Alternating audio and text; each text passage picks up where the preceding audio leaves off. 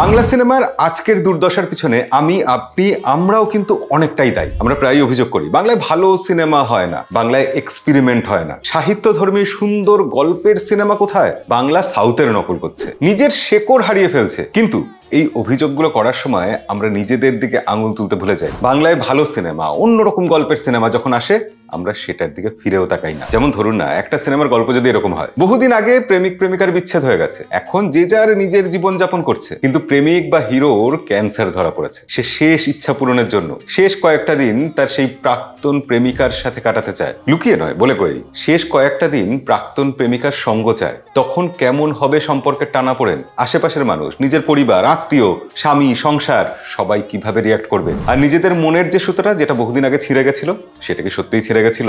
কি গল্পটা অন্যরকম লাগছে তো? এরকমই একটা ইন্টারেস্টিং গল্প নিয়ে অন্যরকম একটা সিনেমা আসতে চলেছে। মূল ভূমিকায় আছেন ইন্দ্রনীল সেনগুপ্ত, ঋতুপর্ণা সেনগুপ্ত।